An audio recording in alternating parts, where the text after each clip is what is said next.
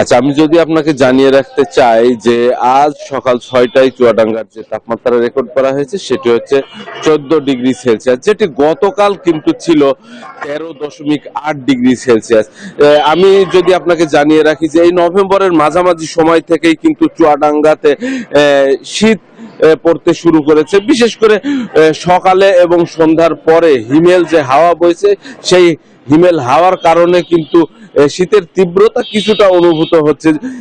এতে হচ্ছে শ্রমজীবী মানুষরা কিন্তু কিছুটা বিপাকে পড়ছেন। আমরা খুব সকালে এবং সন্ধ্যায় চলাচলকারী জনসাধারণের ভিতরে যেটি দেখেছি যে তারা কিন্তু গরম পোশাক পরে কিন্তু বাড়ির বাইরে আসছেন। এই আপনারা এখন যেটি দেখতে পাচ্ছেন যে এই যে ভ্যান চালক, রিক্সা চালক, ইজি বাইক চালক যারা আছে, যাদের শরীরে আর কি বাতাসের আধিক্য লাগছে, তারা কিন্তু এই বাতাসের কারণে গরম পোশাক পরে কিন্তু বাইরে বের হয়েছে।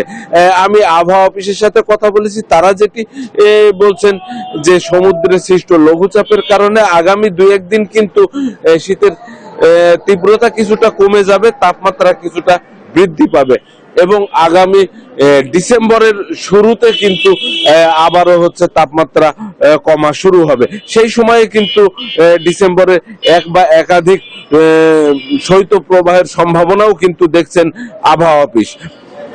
আমি চুয়াডাঙ্গা সদর হাসপাতালে খোঁজ নিয়ে দেখেছি, তারা যেটি বলছেন যে এই শীতের কারণেই কিন্তু চুয়াডাঙ্গার হাসপাতাল গুলোতে শীতজনিত রোগীর সংখ্যা অনেকটাই বেড়ে গিয়েছে। বিশেষ করে ঠান্ডাজনিত রোগ, শীতজনিত ডায়রিয়া, সর্দি, কাশি রোগীর সংখ্যা কিন্তু অনেকটা বেড়ে গিয়েছে এবং বহির্বিভাগের চিকিৎসকদের কিন্তু এইসব রোগীদের চিকিৎসা দিতে খানিকটা বেগ পেতে হচ্ছে। তো এই ছিল আমার কাছে শীতের সর্বশেষ খবর।